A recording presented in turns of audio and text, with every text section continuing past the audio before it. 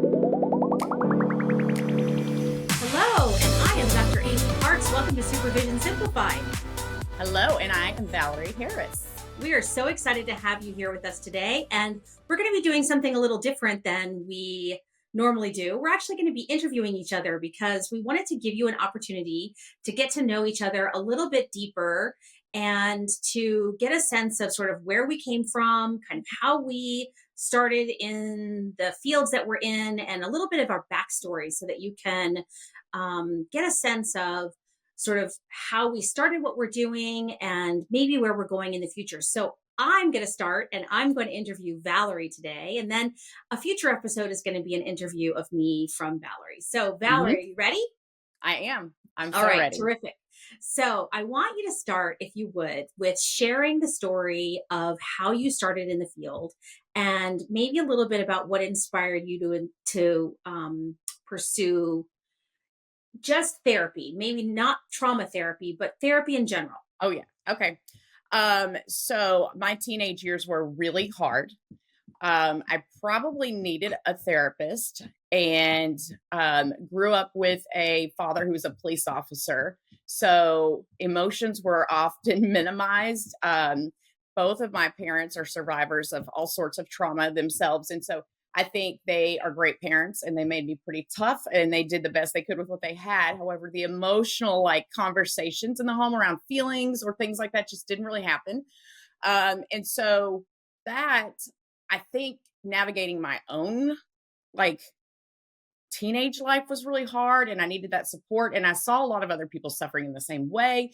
And in our extended family, there was a lot of mental health and substance abuse issues. It was very common, not in my core family, but in the extended family. So, of course, that meant that my parents were then basically like adult children of alcoholics or addicts that never really got treatment, and which made me a grandchild of one, which meant there was all sorts of inherent, relational dynamics and things that in maladaptive coping that comes with some of those things.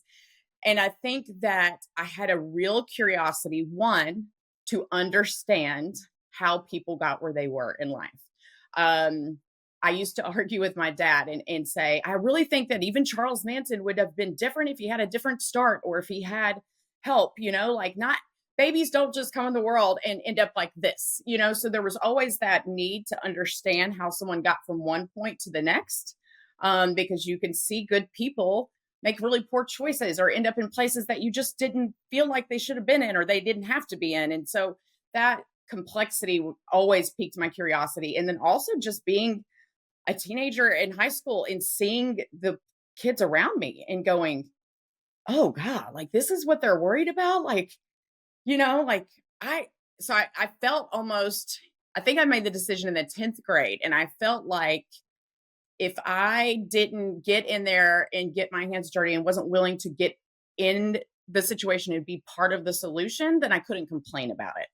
And I was in high school, I was selected as a peer advocate or whatever, some sort of thing. So I would literally go and resolve conflicts between friends. And my mom used to say, I just don't know why you can do this for your friends, but you can't do this for yourself. And I'm like, I don't know either. Hopefully one day I'll figure that out. So naturally, I just was naturally the person that people came and told their stuff to. And I would give advice and it seemed to work. And then there was just a lot of curiosity. And so that's how I got there. I wanted to create space where teenagers knew it was okay to not be okay. And did you, in undergrad, did you major in psychology, which a lot of people do? Or No. Was there even that option? It was. I went to the psychology chair and talked to them about my long-term plans. And I'm really grateful to this person. I wish they were still there, or if I could even remember their name, but it's been so long because I'm still close to that university. I would go back and thank them. But they were really clear with me and said, for the stuff you're wanting to do, I would not recommend going into psychology because it's a very saturated field and you have to have a master's degree anyway to do anything with that. And it sounds like the things that you're wanting to do, that social work would be a better bachelor's level program for you.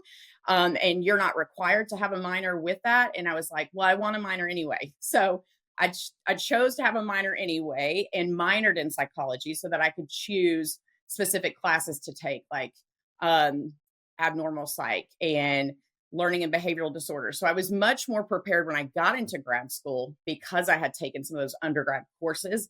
But my bachelor's is in social work, and I wouldn't trade it for the world because of my understanding of systems theory.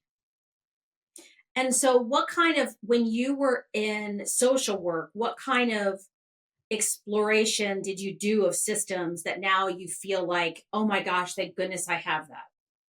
Do you? Um, Definitely family systems. A lot Mhm. of family systems work. I love to tell grad students because they just look at me and their mouths drop every time. I'm like, I know, I know. So in my undergrad, I had to watch The Grapes of Wrath, or What's Eating Gilbert Grape, the movie. Mhm. And so I had to do a biopsychosocial assessment on every character in the movie, a treatment plan. I had to have interventions planned for each of them. I watched that movie so many times, so many What was times. the movie again? What's eating What's Gilbert eating Rat? Gilbert Grape? What's eating What, Gilbert Grape? But I think what, that, or what's eating, I can't even remember. I think it's based off the book, The Grapes of Wrath, but it's What's Eating Gilbert Grape. I think that's what it's oh, called. okay. You have Okay. to Google it. I'm probably getting the name wrong, but I will tell you, I know all about their family system because Interesting. I absolutely had to understand it. So I had to understand the role of like the family dynamics and how how the different relational dynamics were affecting their family, but then also their individual relationships. And then how that shows up in the community setting and the support and lack of there, and how all of those things function together. So it was never a focus on mental health as much as it was on like this idea of a whole. And that's very much like, a social work term is the whole, and is that everyone is part of the whole and the whole is part of the parts. And Hmm. so it's this idea of the macro practice, that Hmm. if you affect systems, then you can affect the individual, whereas counseling is the complete opposite. So when I went into my master's program, I wanted to go into counseling because I learned in social work systems are hard to change, Right. like especially at a community level, like grassroots, like that stuff is a lot of hard work. And I don't know why, but I just felt like with the understanding that I had, I could be more effective on an individual level first in understanding how to create change on an individual level. And that would then prepare me to better create change on a systemic level. Because after all systems are made of individuals who need to Yeah. be And open to change. I wonder it will be interesting. This is not necessarily this conversation, but I wonder if it would be interesting to have conversations as we explore more interviews with social workers and counselors. I think we should ask the question, like, how is your comfort level in systems? Because I would venture to guess that more social workers have a level of comfort in systems and understanding systemic challenges and issues versus like a higher level of discomfort among counselors in systemic That's true. environments. Yeah, That's why because I say I would take an MFT student or a social work student all day over LPCs. And I love LPC students. I am one, but there's a real lack of systems theory mhm, training in counseling. yeah, And I think it's sad. And I think it really does a disservice because it puts people in a position of just focusing on this diagnostic piece. And it makes it very difficult when they go to case conceptualize because they're only touching on the biopsychosocial model versus understanding the bigger systems that are at play that affect the biopsychosocial. And so I think I spend a lot of time trying to educate new counselors on systems theory. yeah. I think that's interesting. I'm finding that to be true too. So, in your educational experience, and then maybe let's stick with just educational. So, undergrad, grad school, were there any particular moments or mentors that you had during that experience that you feel like you maybe draw on now? Moments, mentors, memories that you draw on now in your work that you were like, oh, thank goodness I had that training. Like you said, systems, but like, thank goodness I had that person who showed me that. Or think, like, I can think of one in particular. So I'm just wondering if you have that too. Yeah. So in undergrad, I had to take human sexuality. I am forever grateful for that course because I've never had an issue being in a counseling space and talking about all the things and doing it with a straight face from a very educated standpoint. I've also then that's created the opportunities to really open the door and educate and ask women about their sexual health and if they're going to the doctor and different things. So that being focused on very early was helpful. Law and social work was an amazing course where we really did a lot on, right to live, right to die type cases. That professor taught us using the Socratic method. So we had to have cases prepared and had to be able to defend our position on that. And these were ones that were not easy to take a position on, but you had to. There was you weren't allowed to like be in the middle. And I'm a very middle of the road person as a ENFP. So having to really choose the side and stand on that was really interesting. And then I also took as an elective a course that would have certified me to go right into like Department of Children's Services as like a higher level case manager or something. And I realized through that course that I would never, ever be appropriate to work there because the systemic challenges, I would want to buck every single policy rule thing. I'd be fighting the whole way. They'd kick me out. But through that experience, I learned about CASA, which is a court appointed special advocate. So I learned about other ways to still affect that system. And I learned that I don't have to be part of that system to affect change in the system. And that was very powerful for me. So, would you consider sort of the idea of looking at systems and sort of determining how you can work within them and move within them? I'm not suggesting like through them, but work within them, sort of a big challenge in your career? Yes, because I am a disruptor by nature. Mm-hmm. And I really do have this whole idea that we can achieve world peace, or we can, like, I am that girl who's like, I really think through enough diplomatic approaches, we agree on more than we disagree on it. We just have to hear each other. And, I've had so many people go, oh, no, I don't think you understand. I just think that we can do better. And I'm willing to be part of that solution. And I think the more that you understand systems in general, the more you just understand the complexities and the nuances, and you can better assess how you can use your strengths to show up and speak their language in a way to help them see or help them be open to whatever idea it is that you're presenting or whatever change you're trying to introduce. Was your experience seeing these systems that you were sort of like wanting to maybe disrupt, was that what sort of inspired you to start Trauma Therapy of Tennessee, like specifically focused on the modalities around trauma? Yes, I wanted to disrupt the notion that people only had value once they got a license. I wanted to disrupt the notion that new clinicians couldn't treat trauma. I felt I had people say that all the time, like, you can't have students treating trauma. That's dangerous. And I was like, yes, you can. Why can't you? That this is a hungry population of new clinicians who are going to get burned out in a community care place or be at a psych hospital. Why not create a third leg or a third option for them? And there is such a great need for trauma work, and there's not enough people to refer to. Like, why not? And I didn't, and to be clear, I did not want to do group practice. I did not, because I was exhausted. And I knew that to do that was going to take so much work. But I felt like I could not continue in the field the way I was going and not do it. It was almost like I can't know the things I know and not do this. But what I'm hearing is you really didn't intend to create a group practice. You intended to create a training facility. Yes. Yes. So I'm an educator first.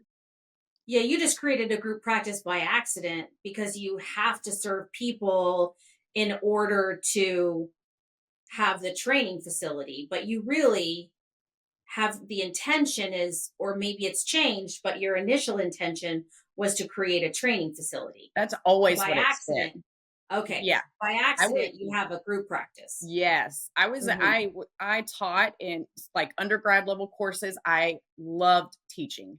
Hated grading papers. Hated it. But I love teaching. And the more I've done this and the longer I've done this, the more I've realized that I think I'm an educator first and foremost at heart. And even in the counseling world, like in the counseling space, or even I think that's what I've always loved most is the psychoeducational piece. The part Hmm. about linking people's symptoms or their presentation or their current struggles with their biology and the neuroscience and helping them understand the complexity of their emotions and how they can move through things or hack their brain. Like those have always been like the sweet spots in my counseling and like the strengths of that. So over time I've realized like I accidentally became a therapist, but I'm really an educator first, I think. And Right, I've just used the counseling field as the place to kind of land. right. So I'm wondering if you're noticing that there's a push and pull for you. Like you're also an entrepreneur. So you are, I'm wondering if you're noticing that there's like a push and pull, like you want to build this group practice, but you also have to continue to sort of pull back and say, wait, no, we're a training facility. But wait, oh no, we're a group practice. But wait, oh no, like, how are you gonna, how do you balance that? Have you figured that out yet? Yeah. So it used to feel a little bit tense. I think there was a little bit of tension until I just accepted and got the real clarity of no, I think this is a training facility and a professional development center. Hmm. So it's creating the value beyond just when they get their license. Hmm. And so once I realized, oh, I mean, I kind of went back and went, what did I do to get where I am? Okay, I took a risk. I did something others weren't doing. I did something people said they couldn't be done. So if I take those same things and apply it past licensure, what does that look like? And Hmm. so we're developing like tracks for leadership, clinical supervision, possibly franchise models. Like if they wanted Hmm. to franchise a model of trauma and therapy center, but as an individual, they would have to work for us first, kind of like we've talked about, kind of like the Chick-fil-A model, who I think is brilliant when it comes to franchising. It's the only type of franchising I would ever consider because value stays no matter where you go in the world. Like Right. Chick-fil-A is on brand, and Right. that is always so important. And so it's never been about scaling to be as big as possible or get there as fast as possible. It's always been about how can we create more impact than a nonprofit and be a for-profit center that pays people well and takes care of them and makes all the nonprofits go, wait, what are we not doing right? Like Hmm. that's the disruption I hope to create, is that profit doesn't become a bad word, that people understand that when you put profit over people, it's poison. But when you put people over profit, like there's power and purpose. Right. Absolutely. So when as you're sort of doing this disruption and building this model, what kind of obstacles have you experienced sort of at the university level? Because I know you've had a lot of like pushback from other like from professors and from universities that are saying no, interns can't do that, or no, our model, our KCREP can't, says they can't do that yet, or practicum they have to do these number of hours. Talk to us a little bit about that internship experience and what you want to assert that students can do with support, and what, sort of, where is your disruption, what does it look like? Yeah, so I think that a lot of universities have had experiences with sites that were poor, like they weren't great sites, and they had to manage that on the back end, and it may or may not have affected someone's graduation. And that's my that's what I'm thinking. A lot of their pushback comes from is it's more of a fear of this doesn't sound right, this sounds a little out of the loop, and now I have concerns. And is this going to be one of those sites, especially if they're new to us and we don't have a really well established relationship. And a lot of the things they generally push back on is they're like, what do you mean they're not getting clients during practicum? And I'm like, just what I said. And they're like, but KCREP. I'm like, I know, and I promise they'll get their hours. They're like, but I don't understand. And I'm like, we're going to teach them to be a clinician before they're responsible for clinical care. And I have to prepare the students for that too, and say, that by week 2, you're going to sit in your practicum course and you're going to hear from all the people going around. They're going to be all excited and say, I have a client, or I have 2, or I have 3. And you're going to feel some FOMO maybe, and you might feel left out. I want you to mark my words that in 6 weeks, they'll probably still have 2 or 3 clients. And in 12 weeks, they'll probably still have maybe 3, 4, 5 at the most. I'm preparing you to be a clinician that whether you stay here and go full-time or you go out into the world, you can walk into any practice and do a full-time caseload. And so we're going to teach you how to have capacity first in your nervous system and be in the room with pain, and how to track that in your body and how to notice it, not as a therapist, but as someone who has to manage capacity in the emotional labor associated with that, because you're in this field and we do trauma work. And we will allow you to co-treat. We have clients who are very open to being recorded sessions. We give them bonus sessions for free. They don't mind, so it's reassuring and languaging things and connecting what we are doing and how we are doing it to reassure them that they will get what they need, while also helping to connect the pieces they're missing, which is we're really looking out for this person's longevity. I'm not trying to just get them to graduation. I'm hoping they're going to be a really competent clinician for the next 20 years. Yeah. My goal is not to get them like graduated, licensed, and burnt out in 3 to 5. And right. I've learned some of the challenges I've had as a practice owner is I've learned that intentionality has to be there from day one, because they're not teaching them this stuff in school. They're just not. They're saying, here's what burnout is. Here's what compassion fatigue is. But their answer is self-care. And self-care may be going home and binging, 3 seasons of something, and you're half dissociated. And that's not self-care. That's maladaptive. So my hope in the university space is to really bridge that gap around, why are we not talking about capacity management? Why is it just self-care? Those are 2 entirely different things. And why are we not practicing this early on? Why are we not telling them about their nervous system and trauma and how to notice these things? It's almost like we're just giving them lots of labels for things, but we're not giving them the personalized, practical parts of it that will help them retain the information and notice it before it happens. It's kind of like coping ahead. Why would we wait till they're activated to talk to them about activation? Right. Absolutely. And so, yeah, I love that so much. Would you say that as an industry that we are trending towards this idea of teaching or speaking about burnout in that kind of way, like saying self-care, like just do self-care, without really stepping back and saying it's about having nervous system capacity, and it's about really understanding how to work within a system, and understanding really at a cellular level, like how to tap into your own ability to regulate. I do. I don't think we're hitting the mark on it. I really don't. The reason I say that, I don't think it's intentional, of course, but the reason I say that is I had education on burnout. I took trainings on burnout, and I had people burning out in my practice, and I missed it. And I was asking questions. I was checking on them. I was doing a lot of what I felt like was the right thing. Like, hey, if you get clients that are canceling and you're excited about it, come talk to me, because that was a sign for me. And yet I was having clinicians go, I'm not burned out. I'm not. And I'm like, I really think that you could be. And then for other people, they were like, no, I love my work. I love what I do. I love it when I come here, and they were burnt out. They were burning out, but it's so nuanced.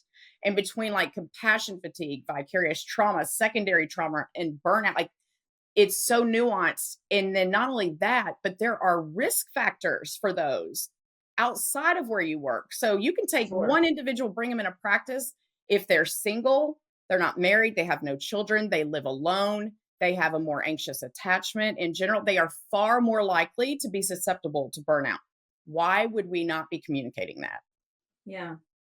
And of course, as employers, those are some of the things we actually can't really ask. So we have to really be prepared for providing support within, an employment environment where, Yeah. Or you just we can't educate. Like we don't necessarily ask know all of that. anymore. We don't Right. ask. We just say, here's what burnout looks like. Here's the risk factors. Here's some articles to back that up. Here's some things that you can do. Here's some things you might notice. It's on us to like educate them on that. And then again, it's that cope ahead. So instead of waiting, they then spot it because they're like, oh, I know what this is. I read about that, or we were taught about that. Now they know that door's open to come and say, my capacity is struggling. I remember I had one clinician, it was beautiful. She said, I feel like I need to switch something in my schedule because I'm noticing that I'm using the weekends more to just like recoup and I'm not really like connecting outside of that. Mm, And so insightful. I'm managing, but I'm not like flourishing. And I'm like, Yeah. brilliant. So we just changed some things in her flow and in her day, but it will look totally different for somebody else. But it's prior to us doing that level of education, all we would hear is, I'm overwhelmed, or I just need more self-care and less work. And I'm like, but you're also overwhelmed because you can't pay your bills. And Right. you pay your bills by working. You know what I mean? So it was like the answer can't be less work all the time and overwhelm. Like it doesn't give you enough information to do anything with. So capacity became like our running theme is, where are we losing capacity? How are we losing it? Okay, do this task, now do that task. What did your capacity feel like before and after? So that we could start figuring out what was draining capacity and start attacking it It sounds systemically. like, yeah. So it sounds like for those sort of early career clinicians, one of your one of the pieces of advice you would give is pay attention to areas of capacity that are draining, and Mhm. pay attention also then to those activities or tasks that are not, Yeah. that are life-giving, that are, Yeah, that in give some you ways, energy, but you really energizing. have to know yourself well. So like Mhm. I can watch, I can watch me some Vanderpump and it's life-giving to me. Because I'm getting dopamine, right? Mhm. But if I did that for days on end and didn't connect with anyone, at some point I may be still getting dopamine and feeling good, but it's not good for me because I Mhm. need connection with actual people and co-regulation, not through the TV. So even that can be tricky. Or sometimes, for instance, myself, I've had a diagnosis of narcolepsy. I'm pretty open about it. But for years, even with treatment, there were certain clients that I would get instantly super sleepy with. Hmm. And over time, as I started to track that, I realized that is the window, that's my window of tolerance. And I kept Mm. thinking, but I'm treating my narcolepsy. Why is this happening? Why is this happening? Because it was my window of tolerance. It was Mm. trying to shut me down because of doing too many back-to-back sessions. For some, they just get really hungry. I'll have students who are like, I had breakfast this morning and I'm already hungry and it's only been 2 hours. This never happens. I'm like, that's probably your window of tolerance. Mhm. So Hmm. it's so nuanced for different people that it's it's kind of like a new clinician who manages their calendar, right? It's a skill. It takes time for them to learn the skill of managing their calendar, managing frequency, doing that well, doing it in a way that feels balanced. I think capacity management is the same thing. It's a Yeah. skill-based type of thing, and it's very individualized, and it takes some trial and error. So it sounds like you spend a lot of time with your clinicians, your team, your supervisees, talking about this idea of balance. And I think the idea of work-life balance is a myth, but but I do think balance in general is something to sort of look towards, to think about, to give consideration to, because I think that there's an and word that sort of can exist when you're thinking about, I Yes. can do this and this with some degree of balance. Yes, and that's what I've Mhm. been testing. As you know, I'll be speaking at the Theramamas conference on creating capacity in seasons of chaos. And we have a ton of initiatives in the practice right now to create a lot of high level training that needs to be rolled out, that's going to systemize things like the client journey and rolling out groups. And so I know that I have to get these things off the ground because they will give us capacity overall. They will give our leadership team back capacity. We'll be answering less questions. It will be good for new clinicians. So time is of the essence, and we can't delay it. And that means I'm working a lot of hours. So I am testing these different theories to see and tracking different things to really use myself sort of as that avatar, because I have been burned out in the past, to see what's working and what's working well, while also working an average of 50 to 55 hours a week. Mhm. And it's getting Wow. better. So it's very cool, the stuff I'm finding. Like, even just taking a 5-minute break in between tasks of mindfulness, or setting your alarm and then going outside. And I still say it's dumb, because I do kind of think it's dumb, even though I know it works. And just putting my feet in the grass and being very intentional to just be present and send signals to my body that I'm here, I'm listening, I'm grounded, I'm present, I'm clear. Here are some things I'm grateful for. It can then push you into being able to do a couple more hours of work. It's incredible. Yeah, I think that's great. Well, like I texted you the other day, I'm like, hey, I'm procrastinating. I need a trick. And it's funny because I think it's important to recognize that even therapists, or, I mean, anybody needs to be reminded of tricks, because our minds aren't always able to find them, even though we know them. And Yeah. so we have to have, coaches and colleagues that can tap into the inner wisdom of each other, one another, to be able to say, hey, remind me of that thing I'm supposed to do. Of course we will. I will remind you. You will remind me. I think that it's really Right. important to emphasize that. Another way of disrupting, I'll just mention real quick, is, and it kind of became clear to me the other day when I was responding to an applicant who was potentially going to have some scheduling, not be able to be available on Fridays. So we have instituted something on Fridays where we don't have clients. They can have a few clients here or there if it's outside of our regular meetings, but we have a mandatory treatment team meeting for 90 minutes every Friday. We have consult groups, a complex trauma consult group, EMDR, brain spotting. So those are in rotation, group supervision, of course, and an all team meeting. We expect that when they're not in those meetings, they're still in the building working together. So it can be collaborating on something, catching up on your charts. And for most of our staff, they're either ending their week on Friday or they're beginning their week on Friday if they work through the weekend. And we have found the amount of capacity and co-regulation that it offers us as a team, and the culture and what it's done for us it's just been remarkable. And I mean, they love it. They value it. They bring each other food, coffee. They're lounged out in our group room. We start every meeting with some sort of fun type of connection or icebreaker.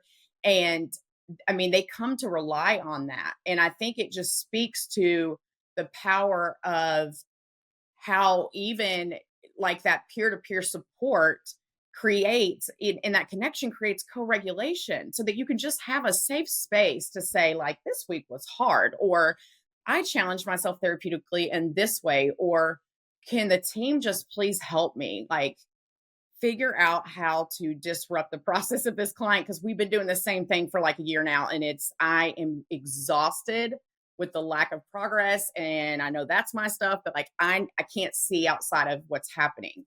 And so the power of that is, the power of group work in many ways. And Mhm. I really can't allow, like, we unfortunately may end up losing some people that we could hire if they can't be available on that day. And we're flexible everywhere except that one day, but it's the value that it offers is just been incredible. So now it makes me wonder, like, what would that look like if that was standard practice in all groups? Yeah, I think that that's a really, really good question, and I think about that too, because we don't have that. We do have a weekly huddle, but it's not mandatory. So I think that that's really interesting. Um, so thinking about sort of future focus and what things might look like, what is something on the horizon for you that is future focused that may be part of practice or maybe a personal thing that you're thinking about professionally or personally that's a future focus for you? Hmm. So like you said, it could be practice or what else outside of Or like practice too? professional, some other kind of professional thing, future focused, or a personal thing, like something, what's like what's on the horizon for you, maybe. Yeah. Oh, all my personal things are still always professional usually. I have Right, exactly. 199 So that's why I million didn't say. ideas.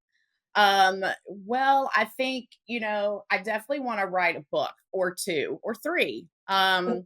I want to do that. I have a second location that I'm not 100% sure what I'm going to do with it, but I have some ideas on ways to further innovate kind of like the counseling world and um Hmm. maybe branch off not in a second location, but I'm thinking about having those offices to serve as launching people into private practice, like a franchise, but on a private practice level. They would be separate from the group practice, so I'm exploring that. Probably another podcast. I don't know. I really want to do more in the business world on educating them and helping them with creating capacity in their employees, to be honest, because attorneys don't get this stuff and need it. Doctors don't get this stuff and need it. Journalists, like, do you know the trauma that journalists have? Like, I Seriously. feel like there's so many places around the world where like we are so far advanced in our understanding of trauma from the rest of the world. And I would love to go and educate all of them. And shoot, I want to teach in Oxford. That's my big audacious goal is I want to teach in Oxford about trauma. I want to like teach a course. All right, I think we can figure that out. I think I don't know how it's going to happen, but my ancestor like has a university there. It's named after, I know. us. I think we can So, figure that out. I think we're but going I to don't know figure if I that want to out. use nepotism So to get it, I want to kind of use my skill. I think that that sounds totally doable. So now, last question for you: when you are not doing all of these millions of professional things, what do you like to do for fun? Oh, I love this. So I love to craft. I love to make things. I love to design. I I have like to never seen you crafting anything. I mean, I saw you just, I see you design stuff, Oh but I've yeah, never no. seen you crafting. I love to design stuff. I like to make things like I I see you made make this. spreadsheets all the time. I Oh, do. look I at love that. spreadsheets. I made this with shells. I have a large seashell collection, very large. Okay. Um, I love shells, and I always say that I'm going to retire on the beach, and my husband's going to do fishing charters, and I'm going to sit and do shell crafts, and people are going to love my shell crafts. Or my retirement plan is to go to Disney and work at the Bibbidi Bobbidi Boo Shop with the little girls, where you make them into princesses, because every day you would be making some little girl's like life dream come true and making her Of into a little course. princess. Like who could not love that? So I It's so love to fun. craft, I love to design, I love to redecorate things. Um and I like plants, I really do like flowers and plants and things like that. Not a fan of cooking. But I could like make you some bath salts or, you know, something like that. That's my closest thing to cooking. I can cook, but I And don't love it. do you set aside intentional time for things like crafts and travel to the beach and things like that, Oh or do yeah, I you have do to love just, travel. do you do a good job, you think, of setting aside and doing, being intentional with your time? What It's I hard think when you are running your own business. it is, but what I think that I've done well and I encourage others to do when possible is I have always tried to make sure that what I was doing professionally or where I was headed professionally would offer me the ability to do those things that I love to do. So I love to be creative. I am always been creative. I'm a writer, like I had a scholarship in musical theater. So like I love the arts. I love Broadway. I love painting. I love all of those kind of things. So, See, of I knew you course, didn't start out in social work. I told yeah. you. So, in therapy, I get to play with kids. I can make art in therapy, or even now, I can create programs and systems and teaching, or I can create things for the office or decorate. I like to tell people, I think I bought a commercial building to make up for the dollhouse my mom never bought me so that I could just decorate the Oh, whole thing. that's it. So That's it. I think that I'm intentional with that time, but I think that I just find a way to blend the two together so that I'm able to do both at the same time. Yeah. It's a balancing act. There you go. That's another opportunity to figure out your balance. Well, thank you so much, Valerie, for letting us get to know you so much today and Yeah, figuring great out question. ways to get inside your head and to know some of your gifts and talents and what you're willing to share and give to the world and to the interns of the future and in your trauma therapy of Tennessee Center. And we really, really appreciate it. And thanks for tuning in to Supervision Simplified today. The revolution starts with you. Don't forget to subscribe and share with your network our podcast. We're eager for your comments, stories, and feedback to ensure we're hitting on the topics that you care about. So keep simplifying and elevating your supervision game. Until the next time, thanks for joining us. Bye. Bye.